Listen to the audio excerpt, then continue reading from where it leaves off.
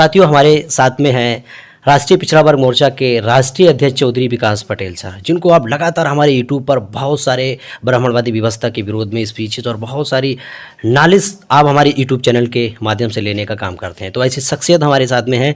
Sir, मैं आपका BM TV YouTube channel पर स्वागत करते हैं। बहुत बहुत धन्यवाद सर। जिस तरह से आप लगातार पिछड़ों के बीच में कैंपेन कर रहे हैं, लगातार पिछड़ों के बीच में आपने परिवर्तन यात्रा चलाई है, और जिस तरह से अगर देखा जाए कि जिस तरह से पिछड़ों का हिंदुत्वकरण करने के नाम पे, धर्म के नाम पर उनका हिंदुत्वकरण किया जाता है, फिर उस विचारधारा को आधार बना के संघ परिवार के लोग, बीजेपी के लोग उनको दंगा फसाद में इस्तेमाल करते हैं। तो आप जो दंगा फसाद और जो हिंदू मुसलमान के नाम पर जो विचारधारा, नफरत फैलाने का काम संघ परिवार कर रहा है, तो उससे निपटने के लिए आपका क्या एजेंडा और अगला प्लान क्या है? देखिए, हिंदुत्व की कोई विचारधारा देश में नहीं है। देश में जो विचारधारा है वो ब्राह्मणवादी विचारधारा है, और ब्राह्मणवादी विचारधारा का पालन करने वाले, पोषण करने वाले, उसको मजबूत करने वाले जो लोग हैं वो ब्राह्मण लोग हैं। ब्राह्मण लोग एक्सपोज ना हो, इसके लिए वो अपनी ब्राह्मणवादी विचारधारा को हिंदू नाम देते हैं। चूँकि देश में ब्राह्मणों की संख्या 3.5% है, और 3.5% ब्राह्मण लोकतंत्र में अपने वोट से गांव में पंच और सरपंच नहीं बना सकते, तो उनको इस बात का डर है कि देश की जो बहुसंख्यक आबादी है लोकतंत्र में वो शासक बन सकती है। उस बहुसंख्यक आबादी में सबसे बड़ी आबादी पिछड़े वर्ग के लोगों की है। बराबर है। तो इस बात से उनको डर है, और इस डर की वजह से वो जो ब्राह्मणवाद वो चलाते हैं, उस ब्राह्मणवाद का नाम वो हिंदुत्व देते हैं, मगर एक्चुअल में वो कोई हिंदुत्व, कोई विचारधारा नहीं है। हिंदू नाम का कोई धर्म नहीं है। हम लोग छोटे छोटे थे तो रामलीला होती थी गांव में, तो गांव का ही एक आदमी राम बनता था और गांव का ही एक आदमी सीता बनता था। तो जो सीता बनता था आदमी, वो राम को कहता था, हे आर्यपुत्र राम। कभी रामलीला के मंचन में ये नहीं देखा कि कभी ये कहा हो कि हे हिंदू पुत्र राम, हे आर्यपुत्र राम। तो इसका मतलब आप रामायण पढ़ो, महाभारत को पढ़ो, गीता पढ़ो, वेद पढ़ो, पुराण पढ़ो, जितने भी ब्राह्मणों के ग्रंथ हैं, वो किसी भी ग्रंथ में हिंदू शब्द का उपयोग नहीं हुआ है। तो इससे ये बात प्रमाणित होती है कि ये ना हिंदू धर्म है और ना हिंदुत्व की कोई विचारधारा है। लेकिन जब लंदन में वयस्क मताधिकार का आंदोलन चला, तो उस वयस्क मताधिकार के आंदोलन से घबरा करके भारत के ब्राह्मणों ने ये प्लान बनाया कि जिन शेड्यूल कास्ट के लोगों को हमने अछूत बनाया वो हमें समर्थन नहीं करेंगे, जिन पिछड़े वर्ग के लोगों को हमने शूद्र बनाया और पढ़ने लिखने के अधिकार से, धन संपत्ति रखने के अधिकार से, बोलने सुनने के अधिकार से, सभी प्रकार के अधिकारों पर रोक लगाई, वो हमको वोट नहीं करेंगे। जिन आदिवासियों को हमने जंगलों में रहने के लिए मजबूर किया, वो भी हमको वोट नहीं करेंगे। और जो ब्राह्मणवादी व्यवस्था को लात मारकर अलग अलग धर्मों में चले गए, चाहे वो सिख हो गए, ईसाई हो गए, क्रिश्चियन हो गए, लिंगायत हो गए, वो अलग अलग धर्म में गए, मुसलमान हो गए, तो वो भी हमको वोट करने वाले नहीं हैं। तो इसका मतलब ये है कि लोकतंत्र में ब्राह्मण लोग आज़ाद भारत पर या लोकतांत्रिक भारत पर कब्जा नहीं कर सकते हैं। तो इस बात को ध्यान में रखते हुए फिर ब्राह्मणों ने अपनी आइडियोलॉजी को के तरीके को चेंज किया, और उस तरीके को चेंज करके उन्होंने हिंदू महासभा बनाई, और फिर SC ST OBC के लोगों को हिंदू के नाम पर गुमराह करने का काम किया। वरना दयानंद सरस्वती ने भी जब संगठन बनाया तो उन्होंने आर्य समाज नाम का संगठन बनाया, उन्होंने हिंदू समाज नाम का संगठन नहीं बनाया। तो ये जो हिंदू ब्राह्मण कहते हैं, तो हिंदू पिछड़े वर्ग के लोग केवल 3 समय पर होते हैं। जब मुसलमान से लड़ना हो तब हिंदू, जब वोट डालना हो तब हिंदू, और जब चंदा देना हो तब हिंदू। 3 समय पर पिछड़े वर्ग के लोग हिंदू हैं। लेकिन अधिकार की बात है तब हम हिंदू नहीं हैं। अगर हम OBC के लोग कहें चलो तुम भी हिंदू हम भी हिंदू, जब तुम भी हिंदू हम भी हिंदू, तो हमारी गिनती क्यों नहीं होनी चाहिए? एक हिंदू जो अपने को कह रहा है, वही हिंदू दूसरे हिंदू को की गिनती क्यों नहीं करना चाह रहा है? अगर SC ST OBC के लोग हिंदू हैं तो शेड्यूल कास्ट का कोटा भी पूरा होना चाहिए था, शेड्यूल ट्राइब का कोटा भी पूरा होना चाहिए था। और OBC की संख्या 52% थी, उन्हें 27% मिला, आज तो 60% से ऊपर है। तो हमारी भी गिनती करके हमारी संख्या के अनुपात में सभी क्षेत्रों में हिस्सेदारी मिलनी चाहिए थी। आजाद भारत में सबसे ज्यादा प्रधानमंत्री ब्राह्मण बने, और 5 साल के लिए अगर नरेंद्र मोदी को छोड़ दिया जाए तो कोई भी दूसरा पिछड़े वर्ग का आदमी 5 साल के लिए आजादी के 74 साल में प्रधानमंत्री नहीं बना। जिसकी आबादी देश में आधे से अधिक है, उसका कोई आदमी 5 साल के लिए प्रधानमंत्री नहीं बना। शेड्यूल कास्ट का कोई आदमी प्रधानमंत्री नहीं बना, शेड्यूल ट्राइब का कोई आदमी प्रधानमंत्री नहीं बना, माइनॉरिटीज में मुसलमान कोई देश का प्रधानमंत्री नहीं बन पाया आजादी के। लेकिन वर्तमान में तो मोदी जी जिनकी आबादी ज्यादा है, मुसलमान की आबादी 15%, शेड्यूल कास्ट की आबादी 15%, आदिवासी की आबादी 7.5%, जिनकी आबादी ज्यादा है वो प्रधानमंत्री नहीं बन पा रहे हैं। ओबीसी की आबादी 52 से 60%, वो प्रधानमंत्री नहीं बन पा रहे हैं। और जिनकी आबादी 3.5% है वो लगातार देश में प्रधानमंत्री बने और हमारे ही बल पे प्रधानमंत्री बने। पिछड़े वर्ग के लोगों के वोट और सपोर्ट से प्रधानमंत्री बने और पिछड़े वर्ग के लोगों के साथ ही धोखेबाजी करने का काम किया और हमारे लोगों को ही हक अधिकार से वंचित करने का काम किया। सर, जिस तरह से आप एक तरफ कह रहे हैं कि ओबीसी पिछड़े वर्ग के लोग हिंदू नहीं हैं और पिछड़े लोगों के पास में अगर ये ओपिनियन है, बहुत सारे लोग हमें आपके वीडियो पर कमेंट करते हैं कि अगर हम लोग हिंदू नहीं हैं तो फिर हम हैं कौन और हमारा रिलीजन्स क्या, हमारी संस्कृति क्या है, फिर हम किस चीज़ की तरफ जाएं? क्या हम मुस्लिम बन जाएं, टोपी लगाएं? ऐसे लोगों का जो कमेंट रहता है आपके प्रति, बहुत सारे लोगों का, कि हम टोपी मतलब के डालें, मतलब उनका जो इशारा सीधा सीधा मुस्लिम समाज की तरफ है। तो ये जो सांस्कृतिक तौर पर और धार्मिक तौर पर जो आप कह रहे हैं कि हिंदू नहीं है, तो फिर पिछड़े क्या है? पिछड़े वर्ग के लोगों की देश में बहुत बड़ी विरासत रही है। बुद्धा की विरासत, अशोका की विरासत, वो पिछड़े वर्ग के लोगों की विरासत है। और अगर आप दुनिया में जाएं तो दुनिया में लोग जिनको पिछड़े वर्ग के लोगों को बताया जाता है कि नहीं ये तुम्हारे भगवान है, ये इनके बारे में कोई नहीं जानता दुनिया में, अमेरिका और यूरोप में। लेकिन बुद्ध और अशोक को पूरी दुनिया में लोग जानते हैं। तो ये जो बुद्ध और अशोक की विरासत है, ये बुद्ध और अशोक की विरासत हमारी विरासत है। सिंधु घाटी सभ्यता की विरासत हमारी विरासत है। इस देश के सृजनकर्ता हमारे समाज के लोग थे और हम लोगों ने इस देश का सृजन किया है। तो हम इस देश के असल मूल्यवासी लोग हैं। हम इस देश के असल मूल्यवासी लोग हैं। और जो टोपी लगा लिए, वो टोपी क्यों लगाए ये भी समझने की बात है। वो भी हमारे ही लोग हैं जिन्होंने टोपी लगाया, जो आज मुस्लिम हो गए, कोई पगड़ी बांध लिया सिख हो गया, कोई क्रिश्चियन हो गया, दक्षिण भारत में लिंगायत हो गए। तो ये कौन लोग हैं? ये सारे पिछड़े वर्ग के लोग हैं। अभी आप पश्चिमी उत्तर प्रदेश में जाओ तो मुस्लिम जाट है बराबर, और हिंदू जाट है बराबर, मुस्लिम गुजर है, हिंदू गुजर है। अब आप इधर देखो तो इधर यादव है, उधर घोसी है, इधर नाई है, उधर हज्जाम है, इधर कुर्मी है, उधर अंसारी है। ऐसे बहुत सारे जो है, बहुत सारे लोग हैं जो इधर से ही उधर धर्म परिवर्तन किए। वो धर्म परिवर्तन क्यों किए? वो धर्म परिवर्तन इसलिए किए कि ब्राह्मणवादी व्यवस्था में जिस तालाब में जानवर पानी पी सकता था, उस तालाब में हमारे लोग पानी नहीं पी सकते थे। हमारे लोगों के साथ में जो भेदभाव किया गया, उस भेदभाव की वजह से हमारे लोगों ने ब्राह्मणों के धर्म को लात मारा। क्योंकि ब्राह्मणों का कोई धर्म नहीं है, ये इस देश के जो असल बासिंदे हैं, जो इस देश के सृजन करता रहे और जो इस देश के शासक रहे। अशोक मौर्य का साम्राज्य बहुत बड़ा साम्राज्य था, अफगानिस्तान तक का साम्राज्य था। लेकिन ये हमारे पुरखों की गौरवशाली विरासत है। तो ये ब्राह्मणों को ये डर लगा रहता है कि ये लोग अगर संगठित हो गए तो फिर वो गौरवशाली विरासत स्थापित करेंगे। क्योंकि जब हमारे पुरखों का राज था तो भारत विश्व गुरु होता था, भारत सोने की चिड़िया होता था। लेकिन आज तो ये कटोरा लेकर के विश्व बैंक के दरवाजे पर खड़े हुए हैं। तो ये कटोरा लेकर के इसीलिए खड़े हुए हैं क्योंकि हमारे पुरखों के अंदर राज करने की क्षमता थी, हमारे पुरखों के अंदर अच्छा शासन चलाने की क्षमता थी। तो ये इतनी बड़ी हमारी विरासत है। तो जो मुसलमान हुए या जो सिख हुए, जो ईसाई हुए, वो जो इनकी आसमानता की व्यवस्था थी, इन्होंने लिखा कि आप शूद्र के कान में ज्ञान का एक शब्द पड़ जाए तो शीशा पिघला कर डाल देना चाहिए, आंख से देख ले तो आंख। लेकिन ये लिखा, लेकिन अब वर्तमान में तो नहीं है ना ऐसा। उच्चारण करे तो जीभ काट लेनी चाहिए, ऐसा इन्होंने लिखा। तो ऐसा इन्होंने लिखा तो इसमें इस गुलामी से मुक्ति के लिए जिसको जो रास्ता मिला, जब इस्लाम को मानने वाले लोग आए, उन्होंने कहा तुम भी इंसान हो, हम भी इंसान हैं, तो तुम हमारे बराबर चटाई पर बैठो।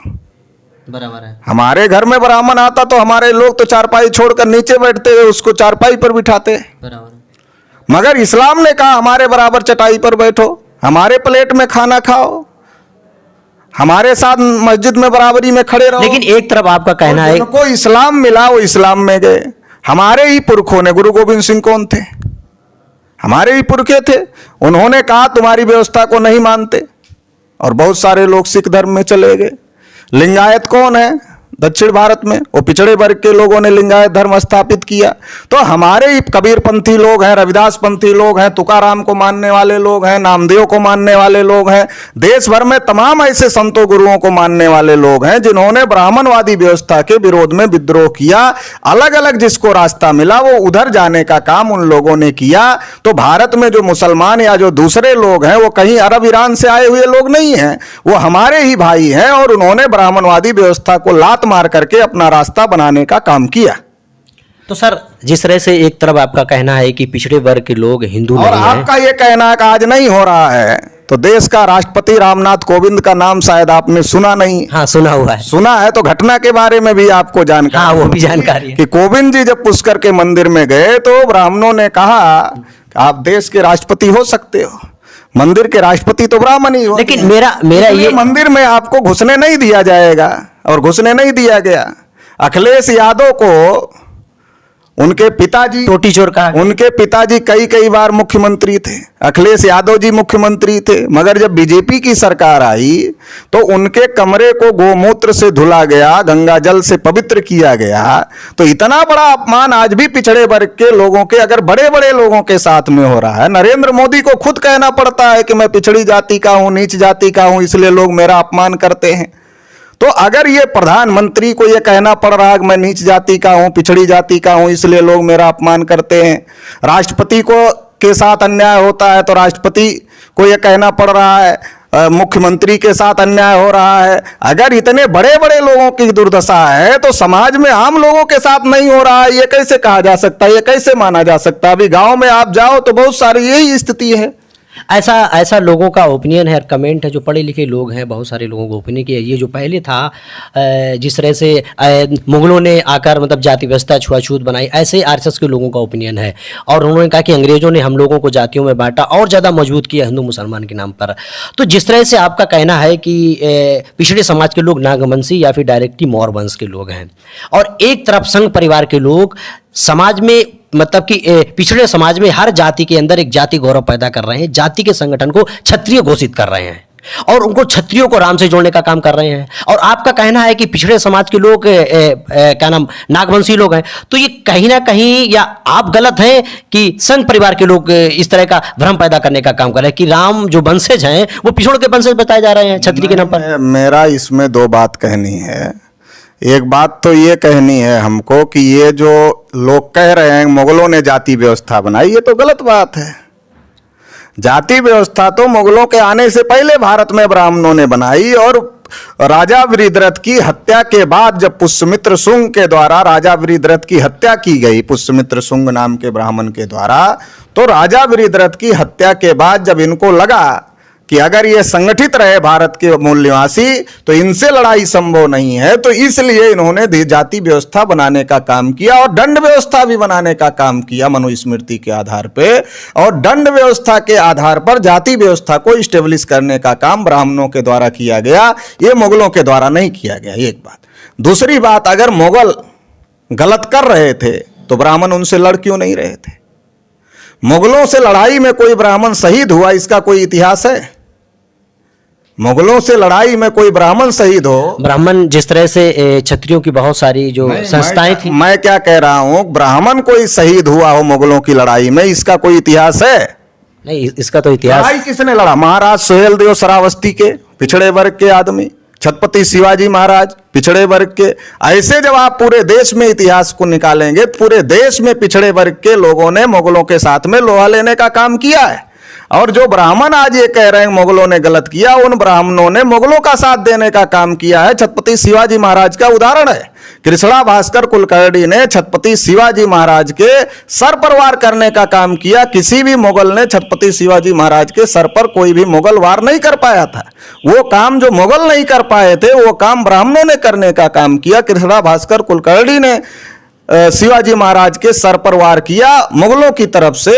और जब कृष्णा भास्कर कुलकर्णी ने वार किया तो शिवाजी महाराज ने कृष्णा भास्कर कुलकर्णी के 2 टुकड़े कर दिए थे। दूसरी बात, आज शिवाजी महाराज का नाम लेकर के आरएसएस, बजरंग दल और विश्व हिंदू परिषद के लोग ये कहते हैं कि शिवाजी महाराज हिंदुओं की रक्षा कर रहे थे, मुगलों से लड़ रहे थे। चलो उनकी बात मान लेते हैं। तो जब शिवाजी महाराज ने तलवार के दम पर लड़ करके मुगलों से अपना राज स्थापित किया तो राज तिलक करने से ब्राह्मणों ने क्यों इनकार किया छत्रपति शिवाजी महाराज का? अगर शिवाजी महाराज को भी वो हिंदू मानते थे और ब्राह्मण अपने को भी हिंदू मानते थे तो फिर शिवाजी महाराज के राज तिलक से तो ब्राह्मणों को खुशी होनी चाहिए थी कि मुगलों का राज खत्म हुआ, इसलिए खुशी होनी चाहिए थी और शिवाजी महाराज का राज तिलक करना चाहिए था। सर हमारा सवाल, फिर हम वहां पे सवाल पे हाँ, उस सवाल पे आते हैं, मगर पहले ये बात पूरी हो जाए। जो वो कंफ्यूजन पैदा कर रहे हैं वो समझने की जरूरत है कि शिवाजी महाराज का राज तिलक करने से ब्राह्मणों ने इनकार किया और कहा शिवाजी महाराज आप कुर्मी जाति में पैदा हुए।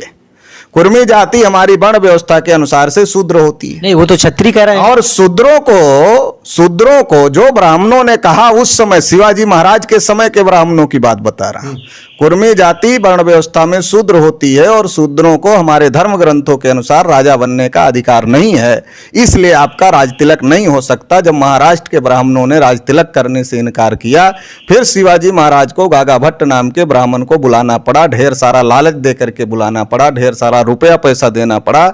उसके बावजूद भी उसने हाथ के अंगूठे से शिवाजी महाराज का राज तिलक नहीं किया, पैर के अंगूठे से शिवाजी महाराज का राज तिलक किया। तो फिर जब वो ब्राह्मण शिवाजी महाराज का राज तिलक पैर के अंगूठे से कर सकते हैं, शिवाजी महाराज जैसे प्रतापी राजा उनके लिए शूद्र हैं, साहू महाराज जैसे राजा जो इतने बड़े राजा थे उनके लिए शूद्र हैं, तो फिर हमारी आपकी कोई औकात है क्या? शिवाजी महाराज के मुकाबले में हमारी आपकी तो कोई औकात है नहीं। तो इसलिए ये जो ब्राह्मणों द्वारा भ्रम फैलाया जा रहा है, इस भ्रम को समझने की जरूरत है। सर जिस तरह से चुनाव है उत्तर प्रदेश का और 2022 का चुनाव है, लगातार आपने उत्तर प्रदेश में कैंपेन किया है, तो इस चुनाव का जो रुख है संघ और आरएसएस के अभी लगभग में इर्द गिर्द घूम रहा है, हिंदुत्व के नाम पर, हिंदू मुसलमान के नाम पर जो उनके पास में मटेरियल है, वैक्सीन उन्होंने तैयार की है नफरत के नाम पर फैलाकर और वोट लेने के, और योगी जी इस पर काम करना भी चालू कर दिए। तो जिस तरह से पिछड़ों का ब्राह्मणीकरण हो रहा है, पिछड़ों का अपनी पहचान अपनी संस्कृति भूल गए हैं, और जिस तरह से वो राम को अपना पुरखा मान रहे हैं लगातार, और राम को और राम मंदिर बन रहा है तो बहुत मतलब कि उल भी रहे हैं और बहुत ज़्यादा उन्हें अच्छा भी लगा कि राम, और बहुत ज़्यादा भर भर के चंदा भी दिया है। तो जिस तरह से राम की उनकी जो पहचान है, पिछड़ों को लग रहा कि राम ही है, और आप लोगों का कहना है कि हम मौर्यवंशी क्षत्रिय हैं, तो कहीं ना कहीं ये समाज में जो मिस जानकारी हो रही है, मिस हो रहा है हम लोगों के माध्यम से या और भी सिस्टम से, तो इसको कैसे पूरा किया जाए? देखिए, क्षत्रिय होना ये एक अलग मामला है और मार्शल कौम होना ये एक अलग मामला है। अगर हमारे पुरखों का राज रहा, प्राचीन भारत में रहा, मध्यकालीन भारत में रहा, आधुनिक भारत में भी रहा, तो हमारे लोग कमज़ोर होते तो राज नहीं कर सकते थे। अगर राज करने की क्षमता हमारे लोगों के अंदर नहीं होती तो राज नहीं कर सकते थे। हमारे लोग मुगलों से लड़ करके भी राज छीना और हर समय पर हमारे लोगों ने राज किया, तो हमारे लोगों के अंदर राज करने की क्षमता थी, राज करने की ताकत थी, और इसीलिए जो इतना बड़ा गौरवशाली इतिहास पिछड़े वर्ग का बना हुआ है वो इसलिए बना हुआ है। तो इसमें किसी प्रकार की कोई शंका नहीं है कि हमारे लोग मार्शल कौम के लोग नहीं हैं, बहादुर लोग नहीं हैं। लेकिन ये जो ब्राह्मण, क्षत्रिय, वैश्य और शूद्र की परिभाषा गढ़ी, ये परिभाषा ब्राह्मणों ने गढ़ी, और ब्राह्मणों ने इस बात को इस्टेब्लिश करने की कोशिश किया कि नहीं, जो क्षत्रिय होता है वही बहादुर होता है। तो ये ब्राह्मणों की टर्मोलॉजी, ब्राह्मण, क्षत्रिय और वैश्य की, ये ब्राह्मणों की टर्मोलॉजी है। मूल्यवासियों की टर्मोलॉजी में ब्राह्मण, क्षत्रिय, वैश्य नहीं है। ये वर्ण संस्था की टर्मोलॉजी है। गण संस्था हमारे पुरखों की संस्था थी, तो गण संस्था में गण व्यवस्था के हिसाब से लोग राजा होते थे। वो एक प्रकार की लोकतांत्रिक पद्धति थी जिसके तहत तथागत बुद्ध के पिताजी भी राजा हुए थे। तो हम लोगों को ये दोनों में फर्क करते आना चाहिए। क्षत्रिय कहने से हम बहादुर हो जाएंगे ये बात नहीं है। ऑलरेडी हमारे पुरखे बहादुर थे और इसीलिए हर समय पर हमारे पुरखों का राज रहा है, वीरता का गुण रहा है। हाँ, हर समय पर रहा है। हर समय जिससे भी लोहा लेना हुआ है हमारे लोगों ने लिया है। और आज भी ब्राह्मण समझते हैं कि लोहा लेने के लिए तो इन्हीं को आगे करना पड़ेगा, इसलिए वो कभी मस्जिद के नाम पर आगे करते हैं, कभी दूसरे नाम पर आगे करते हैं, क्योंकि उनको ये लगता है अगर इनको समझ में आ गया कि इनके हक पर 80% नौकरियों पर ब्राह्मणों ने कब्जा किया है, हाई कोर्ट सुप्रीम कोर्ट में ब्राह्मणों ने कब्जा किया है, न्यायपालिका में ब्राह्मणों ने कब्जा किया है, मीडिया में ब्राह्मणों ने कब्जा किया है, कल कारखानों उद्योग धंधों में इनका कब्जा नहीं है जो इनका हिस्सा मिलना चाहिए ओबीसी को। तो फिर ये मोर्चा हमारे खिलाफ खोल सकते हैं। और लोकतंत्र में अगर ये लोकतांत्रिक तरीके से भी मोर्चा खोलते हैं तो गांव में एक सरपंच भी चुन के आना हमारे लिए मुश्किल हो जाएगा, ये इनको पता है। तो इसलिए वास्तविक लड़ाई ये ना लड़े, इसके लिए वो हिंदू मुसलमान की लड़ाई के नाम पर लड़ाई लगाते रहते हैं। जहां तक राम का प्रश्न है, तो अगर हम इतिहास को देखें तो बोधिसत्व राम का भी जातक कथाओं में जिक्र है।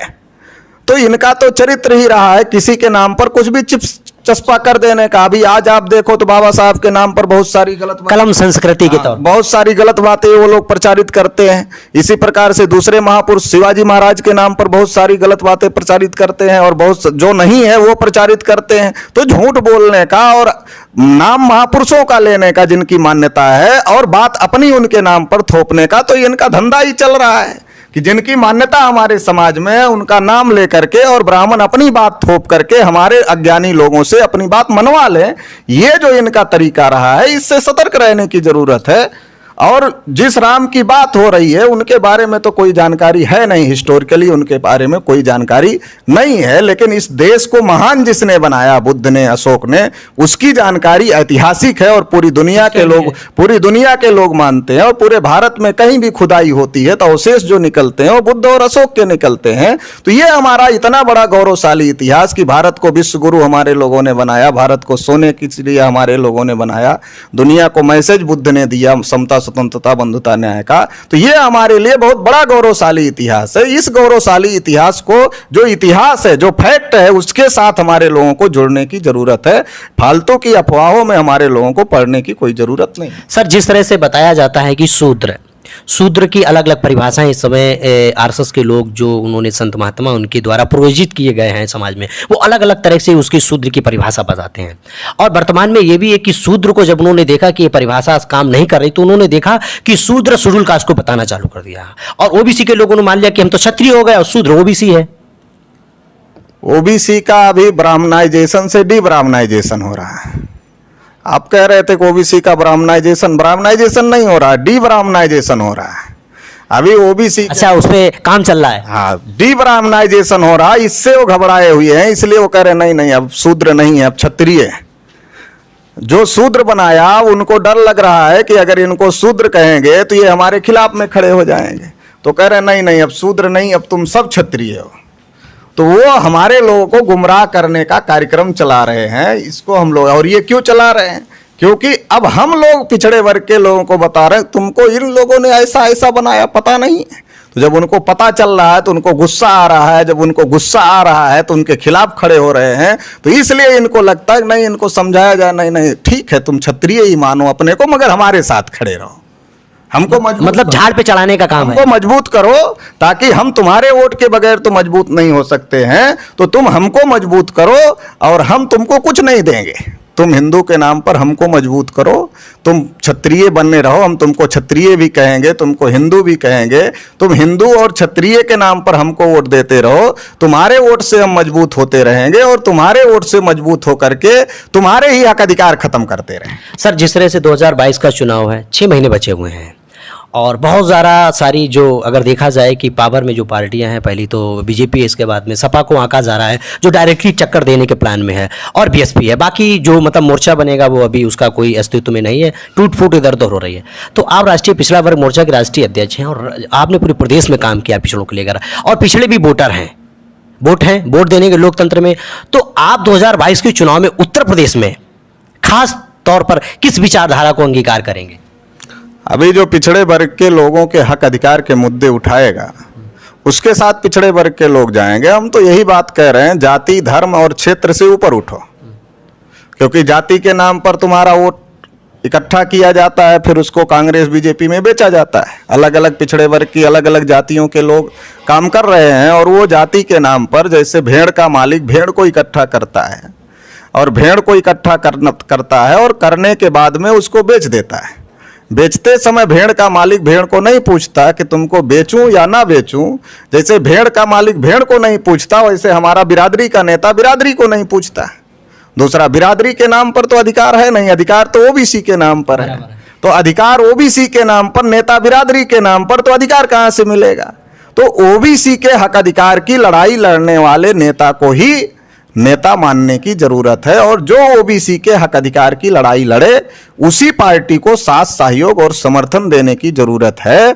ओबीसी का है केवल इसलिए समर्थन देने की जरूरत नहीं है, वरना आजकल तो ओबीसी के अंदर जागृति आई तो बीजेपी और कांग्रेस जैसी ब्राह्मणवादी पार्टियों के लोग भी ओबीसी के लोगों को सामने कर रहे हैं। उसी कड़ी में नरेंद्र मोदी को 2014 में आगे किया गया।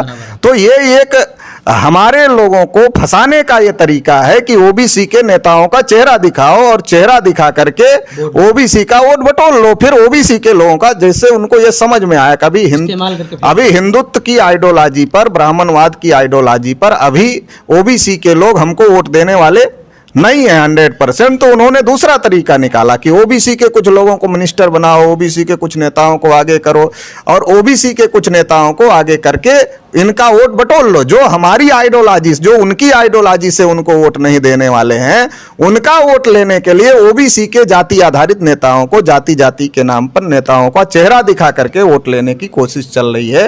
ये बहुत बड़ा षड्यंत्र है। इसलिए हमारा ये कहना है कि केवल ओबीसी के लोग ही अधिकार वंचित नहीं है, एससी, एसटी, ओबीसी और माइनॉरिटी, जो देश में अगर इनकी आबादी मिलाया जाए तो 85 से 90% आबादी होती है।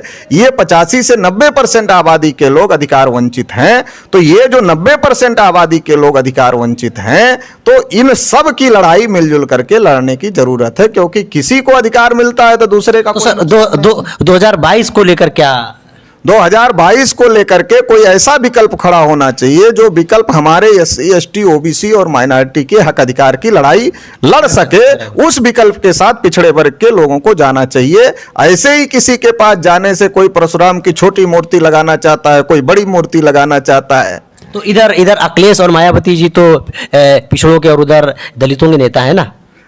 जो नेता जिसके भी हैं, सवाल नेता का नहीं है, सवाल मुद्दों का है ना। काशीराम जी ने मुद्दे उठाए थे, मंडल कमीशन की लड़ाई लड़ी थी, धरना दिया था दिल्ली में। नहीं, लेकिन जो प्रबुद्ध सम्मेलन चल रहा, क्योंकि जो जैसे खास तौर पे मायावती को दलितों का नेता कहा जाती है, अब तो जाति की जो कुछ हो, लेकिन अब जो दलित समाज है, जो अनुसूचित जाति है, वो तो प्रबुद्ध हो चुका है। अब जो सवर्ण लोग पिछड़ रहे थे उनको प्रबुद्ध बनाने का कार्यक्रम बहन जी का है, क्योंकि बहन जी भी अब ब्राह्मणवादियों को इस्तेमाल कर रही राजनीति में। तो उनको प्रबुद्ध नाम दे करके दूसरे लोगों को घोषित कर दिया गया कि निर्बुद्ध हैं। आप उल्टा विश्लेषण कर रहे हैं। उनकी निगाह में ये लगता है, उनकी निगाह में लगता है कि बस इतने ही प्रबुद्ध हैं, बाकी निर्बुद्ध हैं। नहीं, बीएसपी के लोगों का है ना कि बहन जी ब्राह्मणवादियों को इस्तेमाल कर, जब हमारा वोट पे ले सकते हैं हिंदू के नाम पर, तो हम लोग उनका वोट नहीं ले सकते। मेरा क्या कहना है, उनको लगता है ये तो निर्बुद्ध हैं, ये तो हमको वोट देते ही हैं, ये देंगे। ये जो है शेड्यूल कास्ट के लोग, ये तो निर्बुद्ध हैं। तो जब ये निर्बुद्ध हैं, बुद्धि नहीं है, तो ये तो हमको जाति के नाम पर वोट देते हैं, देते तो क्या आप ये जो प्रबुद्ध हैं ब्राह्मण लोग न प्रबुद्ध हैं। तो जो ब्राह्मण प्रबुद्ध लोग हैं, तो प्रबुद्ध लोगों का समर्थन लेना है, इनका डोरा डालना है। निर्बुद्ध लोग तो ऐसे ही दे देंगे। तो उनको ऐसा लगता है कि हमारा समाज जो बहुजन समाज है वो प्रबुद्ध नहीं है, निर्बुद्ध है, केवल ब्राह्मण ही प्रबुद्ध है, ऐसा उनको लगता है।